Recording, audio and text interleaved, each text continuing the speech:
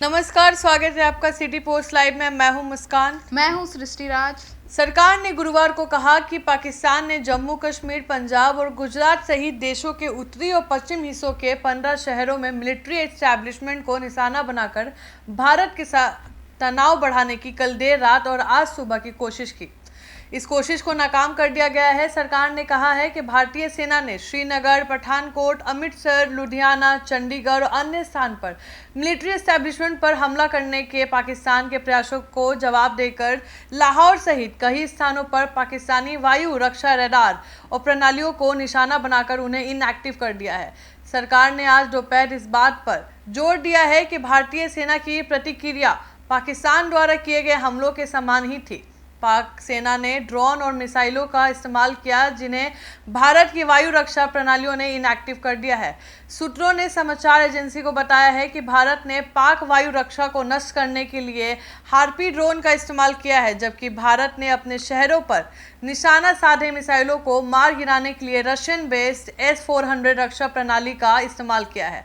सरकार ने कहा है कि नष्ट किए गए ड्रोन और मिसाइलों को एकत्रित किया जाएगा और इससे भारत के उन आरोपों पर समर्थन दिखाने वाले पाकिस्तान के लिए मात्रा में एक सबूत के तौर पर दिखाया जाएगा। पाकिस्तान या पाक का डीप स्टेट भारत को निशाना बनाने वाले सीमा पर आतंकवाद का समर्थन करता है, चाहे वो फाइनेंशियल फंडिंग के जरिए हो या मिलिट्री ट्रेनिंग के जरिए हो।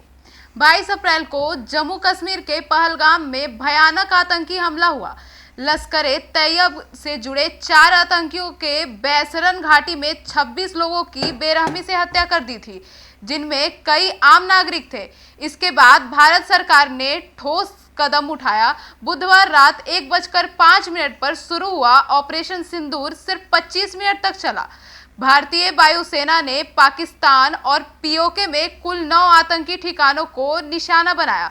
इसका असर बहुत ही बड़ा था। इसमें हैमर स्मार्ट बम और स्कैल्प मिसाइल इस्तेमाल हुई। लश्कर और जैश के मुख्यालय और ट्रेनिंग कैंप तबाह हो गए। रक्षा मंत्री राजनाथ सिंह ने बताया कि इस कार्रवाई में 100 से ज्यादा आतंकी मारे गए। सबसे बड़ी बात, भारतीय सेना ने पाकिस्तानी मिलिट्री ठिकानों को छुआ तक नहीं।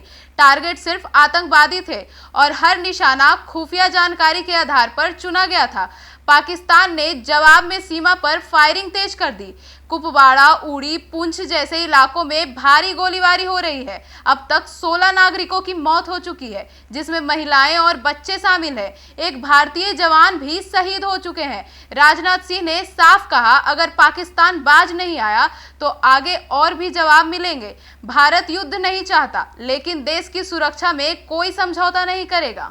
आपको बता दें, 7 से 8 मई की रात को पाकिस्तान ने ड्रोन और मिसाइलों का उपयोग करके अवंतीपुरी, श्रीनगर, जम्मू, पठानकोट, अमृतसर, लुधियाना, जालंधर, भटिंडा, चंडीगढ़ सहित उत्तरी और पश्चिम भारत में कई ठिकानों को निशाना बनाने की कोशिश की। इन्हें इंटीग्रेटेड काउंटर यूएस ग्रिड और एयर डिफेंस सिस्टम द्वारा इनएक्टिव कर दिया गया है। इन हमलों का मतलब अब कई स्थानों से बरामद किया गया है, जो पाकिस्तानी हमलों को साबित करता है। पाकिस्तानी गोलीबारी के कारण 16 निर्दोष लोग की जान चली गई है, जिनमें 3 महिलाएं और 5 बच्चे शामिल हैं। फिलहाल इस खबर में इतना ही। आगे की खबरों के लिए जुड़े रहिए सिटी पोस्ट लाइव के साथ। धन्यवाद।